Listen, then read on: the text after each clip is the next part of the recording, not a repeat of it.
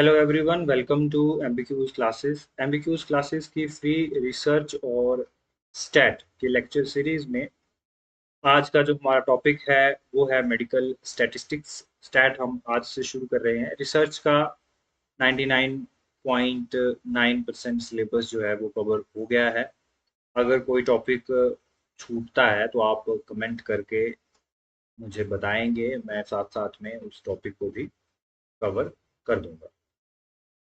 तो हमने अब तक ये समझ लिया कि रिसर्च कैसे करी जाती है। रिसर्च में टॉपिक आप कैसे चूज करते हो, हाइपोथेसिस कैसे बनाते हो, लिटरेचर का रिव्यू कैसे करते हो, ठीक है। और हर एक टॉपिक जो रिसर्च में हमने पढ़ा है वो आयुर्वेद के पॉइंट ऑफ व्यू से पढ़ा है।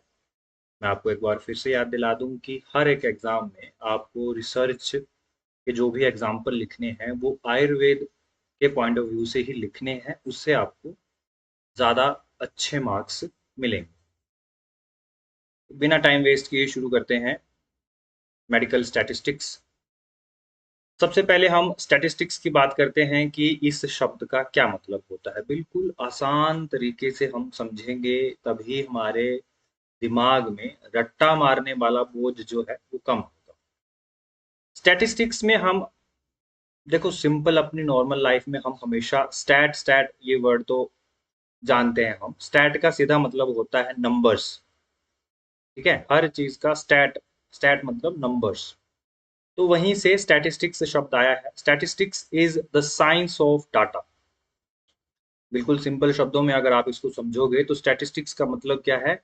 Science of data, dealing with, ठीक है, एक ऐसे साइंस जो डाटा की साइंस है। और वो डाटा क्या करता है या उस डाटा के साथ क्या किया जाता है, स्टैटिस्टिक्स में क्या किया जाता है? उस डाटा को कलेक्ट किया जाता है, कलेक्शन, उस डाटा की क्लासिफिकेशन, उस डाटा की प्रेजेंटेशन और उस डाटा की एनालिसिस और उस डाटा से इंटरप्रिटेशन करना क्या कहलाता है? स्टैटिस्टिक्स। इसको हमने एक बिल्कुल शॉर्ट तरीके से भी याद रखना है कि हम स्टैटिस्टिक्स में करते क्या है, डाटा की सी सी पी ए आई करते हैं। क्या करते हैं? सी सी पी ए आई करते हैं, ठीक है। तो स्टैटिस्टिक्स का क्या मतलब हुआ? स्टैटिस्टिक्स एक साइंस है किसकी? डाटा की। डाटा मतलब न्यूमेरिकल वैल्यू, है ना, मेनली न्यूमेरिकल वैल्यू। तो जिसमें हम डाटा की क्या करते हैं? सी सी पी ए आई। आंखें बंद करके इसको समझो और समझ के याद करो। हम डाटा की क्या करते हैं? सी सी पी ए आई करते हैं। उस हम डाटा की कलेक्शन करते हैं, फिर उस डाटा की क्लासिफिकेशन करते हैं या उस डाटा को ऑर्गेनाइज करते हैं, आसान भाषा में समझेंगे तो। फिर उस डाटा को प्रेजेंट करते हैं, फिर उस डाटा की एनालिसिस करते हैं, चार्ट, ग्राफ, ये सब चीजें बना के उसकी एनालिसिस करते हैं। और अंत में उस डाटा से कोई रिजल्ट की इंटरप्रिटेशन करते हैं कि हैंस प्रूव्ड, हमें ये डाटा मिला है, इससे ये प्रूव होता है कि ये दवाई काम करती है या नहीं करती है। सिंपल मतलब, ठीक है। तो हमने सबसे पहले अर्थ तो समझ लिया कि स्टैटिस्टिक्स होता क्या है। अब हम डेफिनेशन पे आते हैं। पेपर में हम क्या लिखेंगे? इसी अर्थ को थोड़ा अच्छे तरीके से लिख देंगे, है ना। इसी अर्थ को थोड़ा बढ़िया तरीके से लिख देंगे। कैसे लिखेंगे? डेफिनेशन में है, statistics is a branch of science which is mainly concern with C C P A I, है ना, कलेक्शन, क्लासिफिकेशन, या उसी को ऑर्गेनाइजेशन बोल सकते हैं आप, ऑर्गेनाइज करना, analysis and interpretation of numerical data. यहाँ तक तो हमें जो हमने समझा है वही मतलब है कि स्टैटिस्टिक्स क्या है? एक ब्रांच है साइंस की जिसमें डाटा को कलेक्ट किया जाता है, उसको क्लासीफाई या ऑर्गेनाइज किया जाता है, उसको प्रेजेंट किया जाता है, उसकी एनालिसिस की जाती है और उससे इंटरप्रिटेशन की जाती है। नॉर्मली ये जो डाटा होता है न्यूमेरिकल डाटा होता है। अब हमने इसमें एक और चीज ऐड कर दी, वो क्या है? डाटा एंड विद, है ना, विद है, with pre determined AIIMS and objectives. तो जब भी हम रिसर्च करते हैं, है ना, तो जब भी हम रिसर्च करते हैं, आपने पढ़ा होगा, मैंने आपको स्टेप्स, है ना, सप्त धातु रिसर्च के प्रोसेस मैंने आपको पढ़ाए हुए हैं। तो जब भी हम रिसर्च करते हैं तो उसमें हम हमेशा एम्स एंड ऑब्जेक्टिव पहले से डिटरमाइन करके रखते हैं। तो रिसर्च में जो स्टैट यूज की जाती है या स्टैटिस्टिक्स यूज किया जाता है, उसमें हम उस डाटा को कलेक्ट करते हैं, क्लासिफाई करते हैं, ऑर्गेनाइज करते हैं, एनालाइज करते हैं और उसी डाटा की इंटरप्रिटेशन करते हैं, जिसका पहले से ही डिटरमाइंड है हमारे पास क्या एम और उसका ऑब्जेक्टिव, है ना। तो उसको हम कहते हैं स्टैटिस्टिक्स। ठीक है, रिसर्च और स्टैटिस्टिक्स में स्टैटिस्टिक्स की डेफिनेशन ये होती है। बिल्कुल। दूसरी बात पे आते हैं, एक महान साइंटिस्ट ने स्टैटिस्टिक्स को बिल्कुल आसान शब्दों में भी लिख दिया है, कहा है कि statistics is the science of learning from data. ठीक है, statistics is the science of learning from data, है ना। तो डाटा ही सब कुछ है। आप में से बहुत सारे लोग क्रिकेट मैच देखते होंगे, ठीक है। जब भी हम क्रिकेट मैच देखते हैं तो जब बीच में थोड़ा सा टाइम आता है तो आपको अलग अलग ग्राफ दिखाए जाते हैं, है ना। और बड़ी बड़ी बार डायग्राम आपको दिखाए जाते हैं। मान लो विराट कोहली जो है वो खेल रहा है तो उसका डाटा दिखाया जाता है कि कितने मैचेस खेले, कितने रन बनाए, कितने शतक मारे, कितने अर्धशतक मारे। तो वो सारी चीजें है क्या, वो है डाटा। उसी डाटा को एनालाइज करके हमने विराट कोहली का नाम किंग कोहली रख दिया, है ना। तो सिंपल सिंपल बात है। ठीक है, तो डाटा का दूसरा अर्थ क्या हो गया, स्टैटिस्टिक्स का दूसरा अर्थ क्या हो गया कि साइंस से, ऐसी साइंस जिसमें हम डाटा से सीखते हैं, science of learning from data.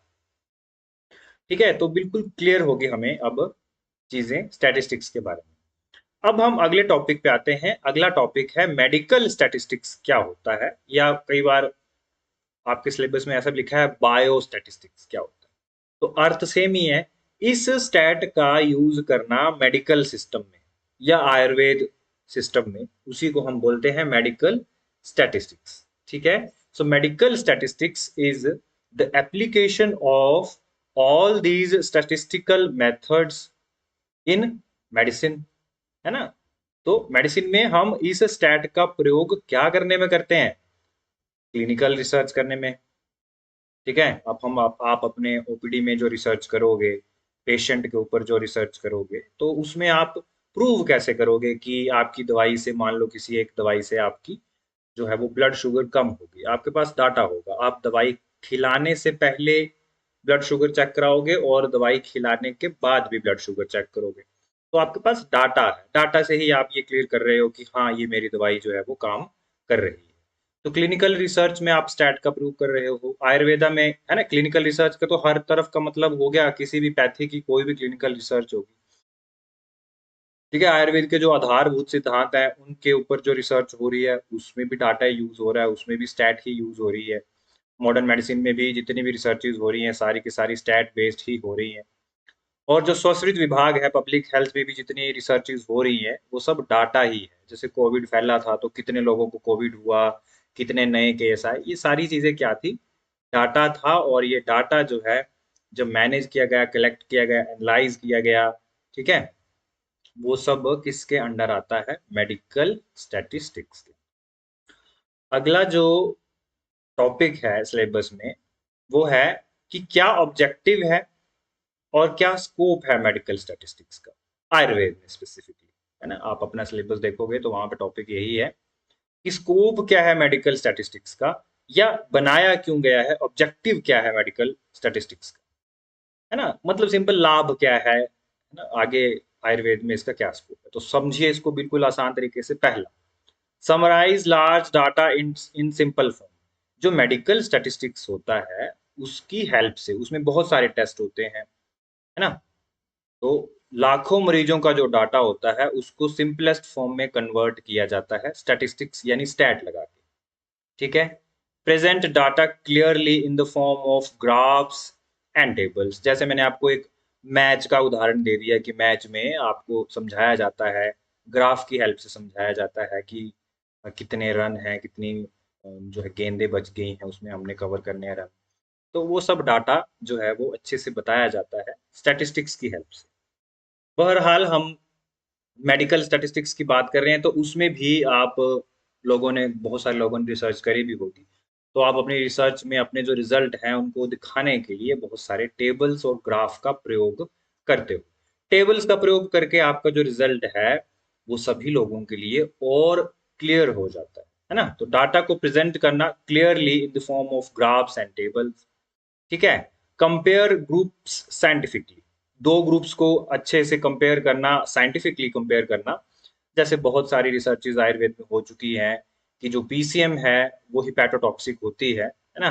तो उसका है ना, उसका जो है वो कोरिलेशन किया जाता है, कोई आयुर्वेद की लीवो प्रोटेक्टिव ड्रग होती है, हिपैटो प्रोटेक्टिव ड्रग होती है, तो उसमें कंपेयर किया जा रहा है मॉडर्न की ड्रग को आयुर्वेद की ड्रग के साथ कंपेयर किया जा रहा है, और वहाँ पे ये बताया जा रहा है कि कौन सी दवाई जो है वो ज्यादा अच्छी है। तो वो कंपैरिजन भी होगा, तो वो कैसे होगा, डाटा के बेसिस पे होगा कि हमने 1,000 लोगों को पीसीएम खिलाई, 1,000 लोगों को ये लीवर का कोई अच्छा सा हमने नई दवाई बनाई थी वो दे दी, तो फिर ज्यादा अच्छा फायदा किसको हुआ।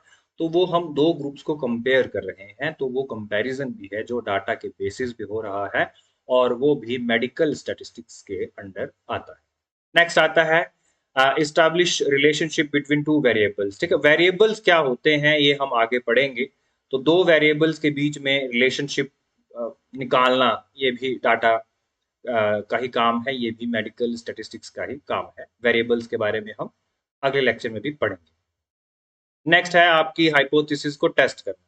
जो आपने पहले हाइपोथेसिस करी है, ठीक है, मैंने आपको समझाया था कि सिद्धांत और या हाइपोथेसिस और प्रिंसिपल में क्या फर्क होता है। जो आप अभी प्रूव करना चाहते हो लेकिन अभी वो प्रूव हुई नहीं है, प्रतिज्ञा जिसको कहते हैं, वो साध्य वचन जो है वो प्रतिज्ञा होती है, और प्रतिज्ञा को सिद्ध करना ही जो है वो रिसर्च है। तो हाइपोथेसिस आपने जो बनाई है कि मैं ये मानता हूँ कि ये जो ड्रग है वो बहुत अच्छा मधुमेहर है, ये आपकी हाइपोथेसिस है। तो इस हाइपोथेसिस को टेस्ट कौन करेगा, डाटा, है ना। तो डाटा को कलेक्ट, डाटा को ऑर्गेनाइज, डाटा को प्रेजेंट, डाटा को एनालाइज, डाटा की इंटरप्रिटेशन कौन करेगा, मेडिकल स्टैटिस्टिक्स। तो ये सारी चीजें हमारे लिए बहुत इंपॉर्टेंट है, बहुत सिग्निफिकेंट है medical statistics in the field of Ayurveda. Support evidence based medicine, हम आज हल्ला मचा रहे हैं पूरे भारत में, पूरे विश्व में कि आयुर्वेद में जो है वो एविडेंस बेस्ड मेडिसिन पर जोर दिया जा रहा है। ऐसी दवाई, ऐसी ट्रीटमेंट प्रोटोकॉल जो एविडेंस, जिसके ऊपर, है ना, पूरे नेशनल इंटरनेशनल सेमिनार्स में चिल्ला चिल्ला के लोग आपसे एविडेंस पूछते हैं कि बताओ ये जो लिखा है आपके आयुर्वेद में इसका क्या एविडेंस है, कहाँ है एविडेंस। तो एविडेंस अब हम रिसर्च के माध्यम से पूरी दुनिया को देते हैं। तो रिसर्च आप करोगे तो आप एविडेंस कैसे प्रूव करोगे, वहां पे डाटा दिखाओगे, और वो जो डाटा होता है वो कैसे मैनेज किया जाता है, मेडिकल स्टैट्स के थ्रू, ठीक है। इसके बाद आता है draw a valid conclusion from the research. तो आप, आपकी दवाई काम करी, या आपका चिकित्सा सिद्धांत, या आपका कोई चिकित्सा क्रम, है ना, ट्रीटमेंट प्रोसीजर काम करा या नहीं करा, ये आप इस वैलिड कंक्लूजन पे कैसे पहुंचोगे, रिसर्च करके। और रिसर्च करने के लिए डाटा चाहिए, और वही डाटा मैनेज किया जाता है स्टैट्स के द्वारा। तो ये तो था कि स्कोप, सिग्निफिकेंस क्या है, या ऑब्जेक्टिव क्या है हमारे फील्ड में, आयुर्वेद की फील्ड में, किसका, मेडिकल स्टैट का। आगे हम देखते हैं कि स्कोप क्या है, आयुर्वेद में क्या स्कोप है मेडिकल स्टैटिस्टिक्स का। मेडिकल स्टैटिस्टिक्स एक इंपॉर्टेंट रोल प्ले करती है क्लिनिकल रिसर्च में, एपिडेमियोलॉजिकल स्टडी में। स्वास्थ्य विभाग के द्वारा जितनी भी एपिडेमियोलॉजिकल स्टडीज की जाती हैं उसमें डाटा चाहिए, वो स्टैट की हेल्प से ही होता है। ड्रग ट्रायल्स में, पब्लिक हेल्थ प्लानिंग में, ठीक है, कि कितने लोगों को एक इन्फेक्शियस डिजीज हुई है, उन लोगों को, कितने लोगों को दवाइयाँ दी जाएंगी, कितने लोग जो है वो बीमारी की चपेट में आ गए हैं, कितने लोगों को वैक्सीन लगानी है, ये सारी चीज़ें डाटा बेस्ड होती हैं, और ये सब मैनेज किया जाता है स्टैट की हेल्प से। हॉस्पिटल एडमिनिस्ट्रेशन में, ईबीएम में हेल्पफुल है स्टैट, ठीक है। देखो हॉस्पिटल में भी पेशेंट का, आपने अगर तंत्र वाले सब्जेक्ट में पढ़ा होगा, ओपीडी का डाटा, आईपीडी का डाटा 3-3 साल तक हम रखते हैं, मेडिको लीगल केसेस लंबे समय तक रखे जाते हैं। तो वो सारा जो फाइल्स हैं, जो डाटा है, वो कैसे मेंटेन किया जा रहा है, स्टैट की हेल्प से। आयुर्वेदा में जो रिसर्च है उसकी स्टैंडर्डाइजेशन में डाटा की बहुत इम्पोर्टेंट, है ना, स्टैट की बहुत इम्पोर्टेंट जो है वो भागीदारी है। आज पूरे विश्व में धीरे धीरे आयुर्वेद की एक्सेप्टेंस कैसे बढ़ रही है, क्योंकि लगातार जब से भारत आजाद हुआ है तब से लेकर आज तक आयुर्वेद में लगातार जो है लोगों का भरोसा बढ़ रहा है, क्योंकि आयुर्वेद को साइंटिफिकली आप जैसे लोग जो है वो आगे प्रेजेंट कर रहे हैं, उसके ऊपर लगातार रिसर्च कर रहे हैं। स्कोप क्या है in the field of Ayurveda, सबसे पहली चीज वही है कि जो भी हमारे क्लासिकल सिद्धांत हैं, क्लासिकल कंसेप्ट्स हैं, उनकी वैलिडेशन वात विद कफ सिद्धांत की, प्रकृति वाले सिद्धांत की, प्रकृति की कोरिलेशन जीनोम के साथ, या फिर अग्नि का कोरिलेशन मेटाबॉलिज्म के साथ, ये सारी चीजें रिसर्च के थ्रू ही पॉसिबल हो पाई हैं। तो अगर हमें आयुर्वेद के सिद्धांत को वैलिडेट करना है, दुनिया के सामने उनको समझाना है कि प्रकृति का एग्जैक्ट मीनिंग क्या है, तो वो हम रिसर्च करके ही उन सिद्धांतों को प्रूव कर सकते हैं, और वो स्टैट के द्वारा ही हो सकता है। स्टैंडर्डाइजेशन ऑफ पंचकर्मा प्रोसीजर, कितनी डोज आज के परिप्रेक्ष्य में निरू बस्ती कितनी डोज हो सकती है, हमने कितने पेशेंट्स को निरू बस्ती दी और उसकी कितनी डोज थी, कितनी डोज के बाद जो है वो अतियोग शुरू हो जाता है, ये सारी चीजें जो है वो स्टैट के ऊपर ही आधारित है। क्लिनिकल ट्रायल जैसे पहले बात हो चुकी है, कंपैरिजन ऑफ ट्रीटमेंट मोडालिटीज, है ना, कि बस्ती चिकित्सा ज्यादा अच्छी है, ठीक है, या फिर नस से ज्यादा अच्छा है एक स्पेसिफिक बीमारी में, या बस्ती चिकित्सा ज्यादा अच्छी है या कोई इंट्रावेनस इंजेक्शन अच्छा है एक स्पेसिफिक बीमारी में। तो इनका कंपैरिजन किस बेसिस पे करोगे आप? कंपैरिजन जब आप रिसर्च में करोगे तो उसको प्रेजेंट कैसे करोगे? डाटा से करोगे कि हमने इतने पेशेंट को बस्ती दी, इतने पेशेंट को इंजेक्शन लगाया, बस्ती वाला पेशेंट का जो ज्यादा जल्दी से ठीक हो गया, इंजेक्शन वाला थोड़ा लेट से हुआ, तो या उल्टा हो गया, कुछ भी जो भी हुआ वो हम ऐसे ही स्टैट की ही सहायता से दुनिया को बता पाए। उसके बाद है ग्लोबल एक्सेप्टेंस ऑफ आयुर्वेद। पूरी दुनिया में आप आयुर्वेद फैला कैसे पाओगे? साइंस की बेसिस पे। बिना साइंस के पूरी देखो, बिना साइंटिफिक बैकग्राउंड के दुनिया कभी भी किसी भी शास्त्र को एक्सेप्ट नहीं करती। नेक्स्ट है इंटीग्रेटिव मेडिसिन रिसर्च, है ना। आज कल का जो युग है वो इंटीग्रेटिव मेडिसिन है। जैसे आपने कोविड में देखा कि कोई एक स्पेसिफिक पैथी के ऊपर जो है वो भरोसा नहीं दिखाया पूरी दुनिया ने। हाँ, जो एलोपैथी है, जो मॉडर्न मेडिसिन है, वो जो है वो सबको लीड कर रही थी कोविड में, और लेकिन लोगों ने हर एक पैथी का हर एक नुस्खा जो है वो अपनाया खुद की जान को बचाने के लिए। तो ये बातें आपने ध्यान रखनी है। तो इन सब में जो है वो रोल है स्टैट का। इसी की वजह से आयुर्वेद का बोलबाला इस कोविड में क्यों हुआ? क्योंकि हमने पिछले 50 सालों से इस दुनिया को बहुत सारे एविडेंस दिए, है ना। कैसे दिए एविडेंस? स्टैट पेश करके। उदाहरण आप लिख सकते हैं जैसे स्टैटिस्टिकल प्रूफ ऑफ रसायन थेरेपी, है ना, कि आपने मान लो 10,000 लोगों पे आपने रसायन थेरेपी का प्रयोग किया, उनको रसायन दिया, च्यवनप्राश रसायन दिया, आम्लकी रसायन दिया, पिपली वर्धमान रसायन दिया, नागबला रसायन दिया, तो उससे उन लोगों की इम्यूनिटी कैसे बढ़ी, ठीक है, ये आप कैसे प्रूव करोगे? 10,000 लोगों का डाटा आप दिखाओगे पहले और बाद में। Panchakarma outcome analysis, comparative study, Ayurvedic versus modern medicine, ये बहुत सारी रिसर्चेज आज के परिप्रेक्ष्य में जितनी भी रिसर्चेज होती हैं, उसका एक बहुत बड़ा हिस्सा आयुर्वेद वर्सेस मॉडर्न मेडिसिन का होता है। तो वो आप प्रूव कैसे करते हो? डाटा के बेसिस पे, ठीक है। उसके बाद एक और पॉइंट इसमें ऐड होता है, टाइप्स ऑफ मेडिकल स्टैटिस्टिक्स, है ना, कि स्टैट की हम बात कर रहे हैं, स्टैट में हम बार बार डाटा डाटा बोले जा रहे हैं, है ना। तो मेडिकल स्टैटिस्टिक्स जो है कितने टाइप का होता है? तो मेडिकल स्टैटिस्टिक्स जो होता है वो दो टाइप का होता है। वन इज डिस्क्रिप्टिव स्टैटिस्टिक्स, ठीक है, and second is inferential statistics.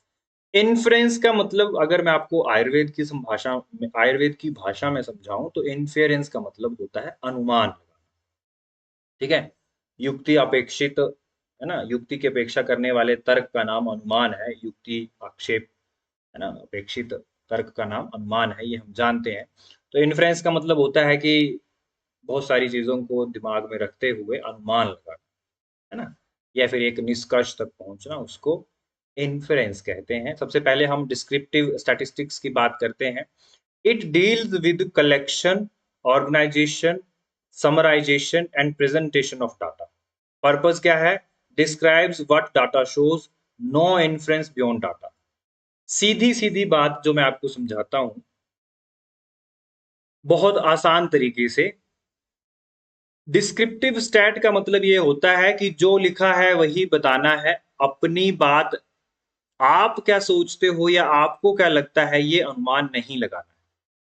जैसे आप देखते होंगे कि न्यूज चैनल में, आज के नहीं, जैसे कुछ एक न्यूज चैनल तो छोड़ दो, आप सब जानते हैं कि वो लोग जो हैं अपने अपने तर्क देते हैं, लेकिन न्यूज चैनल को कैसा होना चाहिए, एक न्यूज एंकर आएगा, बिना शोर मचाए, बिना चिल्लाए, जो हुआ है वही बताएगा, अपने तर्क नहीं बताएगा। आएगा जो लिखा है वही बताएगा कि आज यहाँ पे इसका एक्सीडेंट हो गया, ये हो गया, आज ये नेता आए थे, ये हो गया। सिंपल जो लिखा है वही बताएगा। उसने नहीं बताना है कि वो क्या सोचते हैं या लोगों को क्या करना चाहिए, है ना। तो इस टाइप के स्टैट को बोलते हैं डिस्क्रिप्टिव स्टैट, कि जिसमें आपने सिर्फ डिस्क्रिप्शन देनी है। आपने डाटा कलेक्ट करना है, आपने डाटा ऑर्गेनाइज करना है, उसको प्रेजेंट करना है, उसकी समराइजेशन करनी है, लेकिन अपना तर्क नहीं देना है, कोई भी अनुमान नहीं लगाना है डाटा से। नो इन्फेरेंस बियॉन्ड डाटा, आपने कुछ नहीं बताना, आपने बस डाटा प्रेजेंट करना है कि मैंने ये रिसर्च करी, इसका ये डाटा है। इसमें क्या क्या कंपोनेंट होते हैं, इस जब भी आप डाटा प्रेजेंट करोगे स्टैट का यूज करके, तो आप टेबल, है ना, टेबल बनाओगे, आप ग्राफ्स बनाओगे। ये बात बहुत इंपॉर्टेंट है, इसको ध्यान से सुनना। मेजर्स ऑफ सीटी, ये हम आगे पढ़ेंगे। Measures of central tendency, this is very important. Central tendency, सीटी का मतलब क्या होता है, सेंट्रल टेंडेंसी। तो जो मेजर्स ऑफ सेंट्रल टेंडेंसी होते हैं, सेंट्रल टेंडेंसी का मतलब ये होता है कि एक डाटा है हमारे पास, है ना। मान लो 1000 लोगों का डाटा है, तो उसकी एवरेज रिजल्ट क्या है।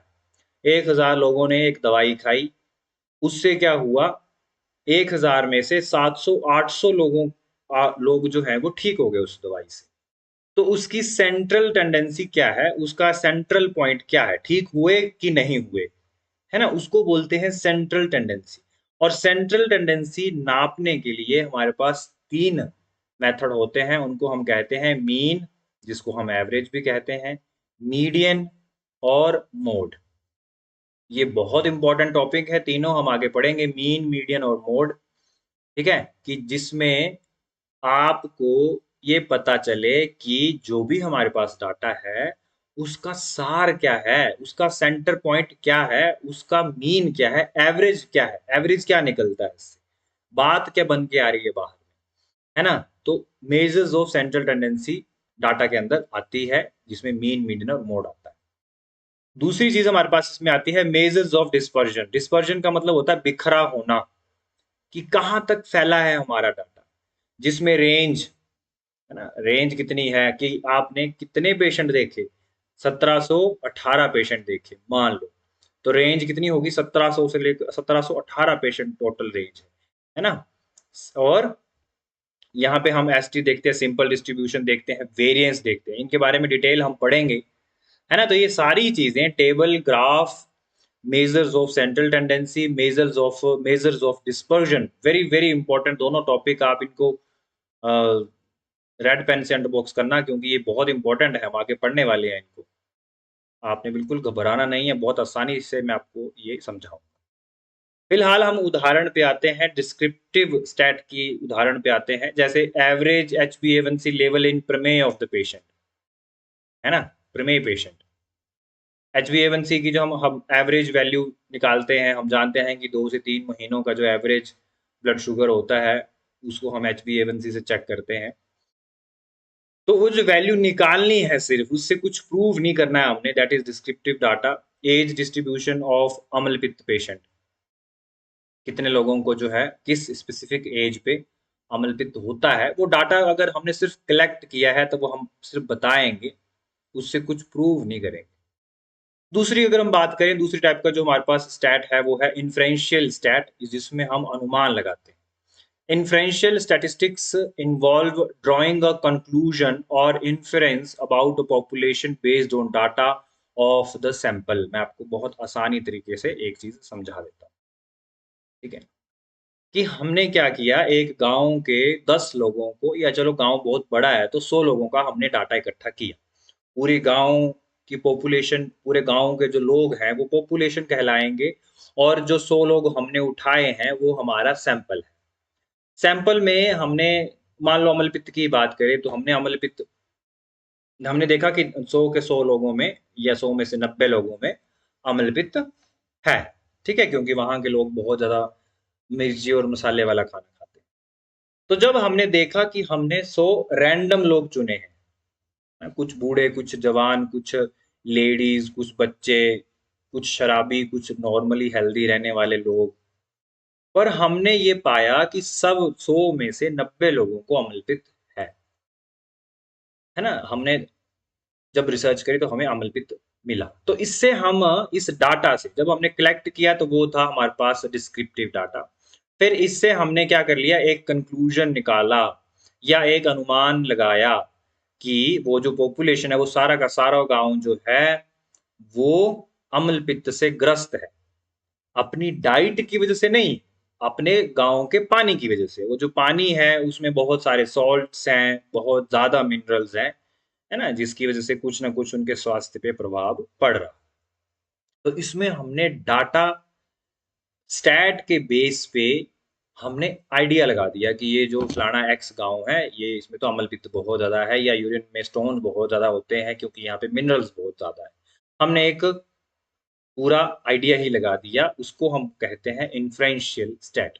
क्या पर्पस है इन्फ्रेंशियल स्टैट का? Test hypothesis. आपकी जो हाइपोथेसिस थी उसको टेस्ट करना, प्रिडिक्ट आउटकम्स, है ना? कि जो भी डाटा आपके पास है उससे क्या हो सकता है ना? जैसे मैंने आपको बता दिया। चलो अम्ल पित्त वाला अगर आपको अच्छा नहीं बैठ रहा है तो मैं और बहुत अच्छे एग्जांपल के साथ समझाता हूँ कि मान लो 100 लोगों को बुलाया गया और उनका यूरिन एग्जामिनेशन किया गया और हमने देखा कि यूरिन में बहुत ज़्यादा जो है वो सॉल्ट्स हैं या फिर शर्करा है ना? बहुत ज़्यादा स्टोन्स हमें मिल रहे हैं, मिनरल्स बहुत ज़्यादा हैं जो कि नॉर्मल अमाउंट से ज़्यादा है। आर्सेनिक नॉर्मल अमाउंट से ज़्यादा है। तब हमने क्या किया, हमने एक आइडिया लगा लिया कि इस गाँव का जो पानी है वो थोड़ा या काफ़ी गंदा है क्योंकि सारे लोग एक ही कुएँ से पानी पी रहे हैं। तो उसमें आर्सेनिक और लेड की जो मात्रा है या बाकी जो हमारी धातुएँ होती हैं उनकी मात्रा ज़्यादा है, जिसकी वज़ह से 100 में से 90 लोगों को स्टोन हो गए हैं या होने के चांसेस हैं। तो उससे फिर हम एक आउटकम प्रेडिक्ट करेंगे कि अगर अगले 10 सालों तक ये लोग यहाँ का पानी पीते रहे तो इनको क्रोनिक आर्सेनिक पॉइज़निंग हो जाएगी। तब हम उन लोगों को बताएँगे कि आप उस गाँव के लोग अगर हैं तो उस कुएँ से पानी पीना बंद करें। तो ये हमने आउटकम कहाँ से निकाली? ये हमने अनुमान कहाँ से निकाला? डाटा से, है ना?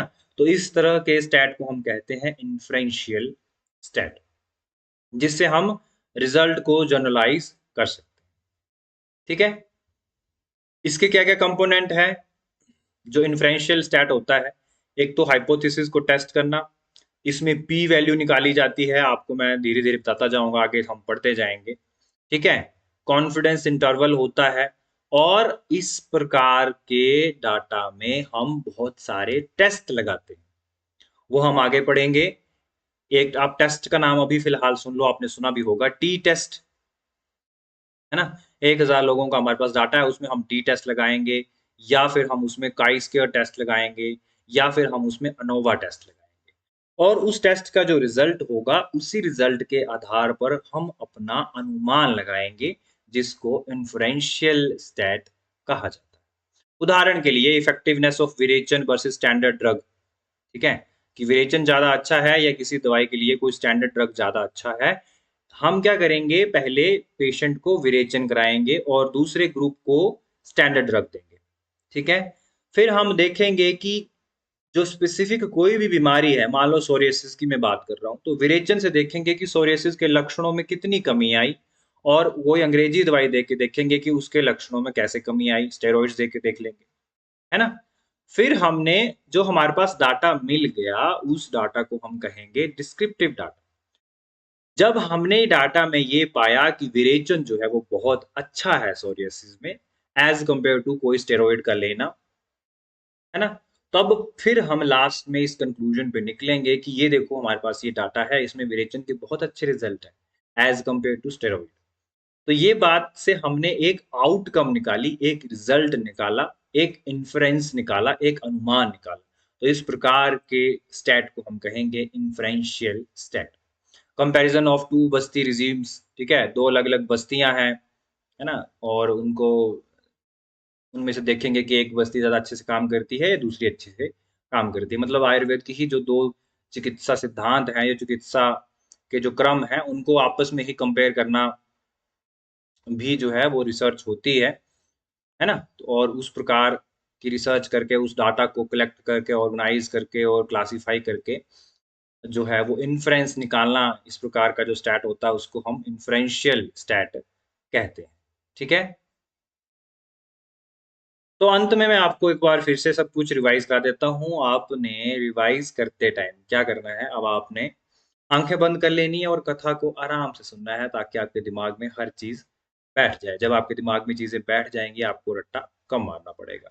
हमने आज क्या पढ़ा? हमने मेडिकल स्टैटिस्टिक्स की पहली क्लास में आज पढ़ा कि मेडिकल स्टैटिस्टिक्स होता क्या है? डेफिनेशन में हमने पढ़ा कि स्टैटिस्टिक्स का सीधा मतलब होता है, एक ब्रांच है ये साइंस की, जो मेनली डाटा के साथ खेलती है। डाटा के साथ ही सब कुछ, पूरा झोल-मोल डाटा के साथ ही है। स्टैट का मतलब ही डाटा है और डाटा का मतलब न्यूमेरिकल डाटा है। तो ये करती क्या है डाटा के साथ? CCPAI क्या करती है? CCPAI। ये ट्रिक आप याद रखोगे तो आपको सब याद हो जाएगा। C का मतलब है कलेक्शन, C का मतलब है क्लासिफिकेशन, A का मतलब है एनालिसिस, I का P का मतलब था प्रेजेंटेशन, I का मतलब है इंटरप्रिटेशन ऑफ न्यूमेरिकल डाटा। और अब स्टैट में डाटा की बात करते हैं तो ये मेडिकल स्टैटिस्टिक्स की फिर डेफिनेशन चेंज हो जाती है कि जब भी हम इस स्टैट का प्रयोग मेडिकल साइंस या आयुर्वेद में यूज करते हैं, जिसमें डाटा को कलेक्ट किया जाता है, क्लासिफाई किया जाता है, ऑर्गेनाइज किया जाता है, एनालाइज किया जाता है, इंटरप्रिटेशन की जाती है with pre determined AIIMS and objective.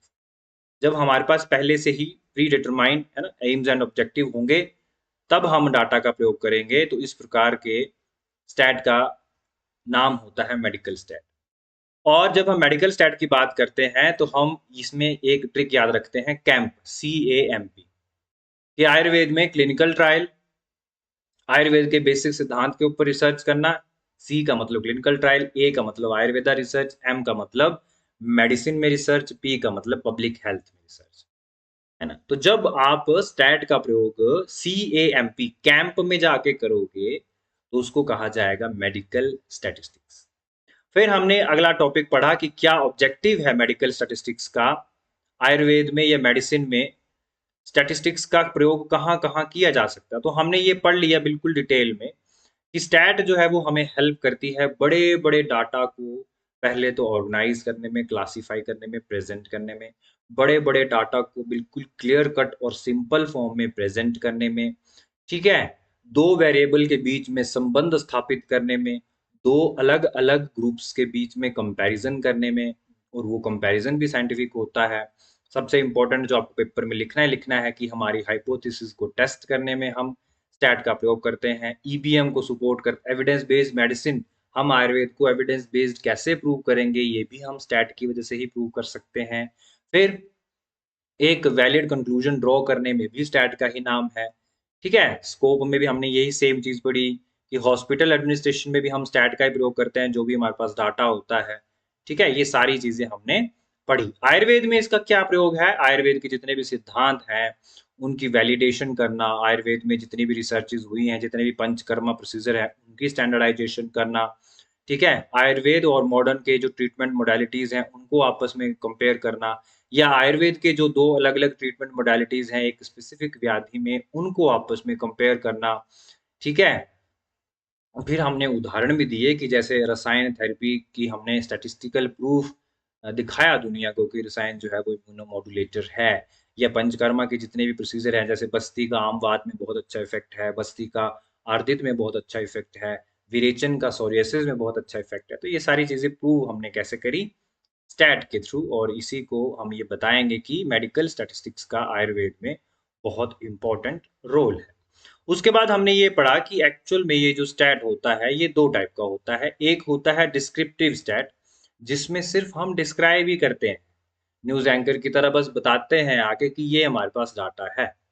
इससे हम कुछ कंक्लूड नहीं कर रहे हैं, बस ये डाटा हम आपको बता रहे हैं। ठीक है? उसको हम कहते हैं डिस्क्रिप्टिव डाटा। तो डाटा में हमेशा जिसमें भी हम डिस्क्राइब करते हैं, डिस्क्राइब करने के लिए हमारे पास एक तरीका होता है, हम टेबल का प्रयोग करते हैं, ग्राफ का प्रयोग करते हैं। इसमें हमने एक और इम्पोर्टेंट चीज़ पढ़ी कि मेजर्स ऑफ सेंट्रल टेंडेंसी का हम प्रयोग करते हैं। सेंट्रल टेंडेंसी को मेजर कैसे करते हैं? मीन, मीडियन और मोड से। मेजरमेंट ऑफ डिस्पर्जन हम कैसे करते हैं? सिंपल डिस्ट्रीब्यूशन से, रेंज से, वेरिएंस से। तो ये सारी चीज़ें हम प्रेज़ेंट करते हैं हमारे डिस्क्रिप्टिव डाटा फॉर्म।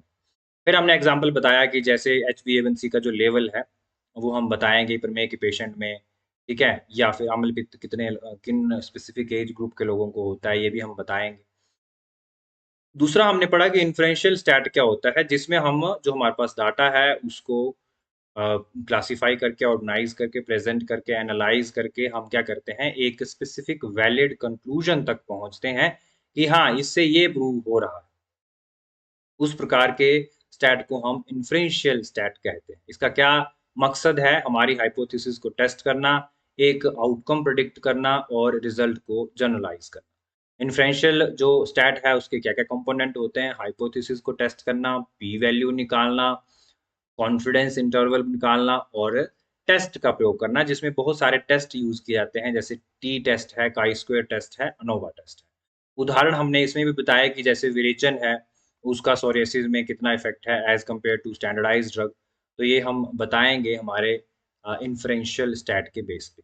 या फिर 2 अलग-अलग बस्ती कर्मों को आपस में कंपेयर करना किसी एक स्पेसिफिक बीमारी में, ये भी हम इसमें भी हम अनुमान निकालेंगे और इसी प्रकार के अनुमान को हम कहते हैं इन्फ्रेंशियल स्टैटिस्टिक्स। मेरा नाम है डॉक्टर अक्षय, आप देख रहे थे एमबीक्यूज़ क्लासेस। एमबीक्यूज़ क्लासेस में मेडिकल स्टैट और रिसर्च की फ्री लेक्चर सीरीज़ में आप सबका बहुत-बहुत स्वागत है हमेशा। हम और मैं स्पेसिफिकली आशा करता हूँ कि आपको रिसर्च और स्टैट बहुत अच्छे से समझ में आ रही हो। समझ में आ रही, नहीं आ रही है, क्या कमियाँ हैं या क्या चीज़ अच्छी है, आप ज़रूर कमेंट में लिख के बताएँ और इस वीडियो को ज़्यादा से ज़्यादा शेयर करें, ताकि सब लोगों को आयुर्वेद के जितने भी स्टूडेंट हैं, उनको रिसर्च अच्छे से उनकी अपनी भाषा में समझ आए। Thank you so much.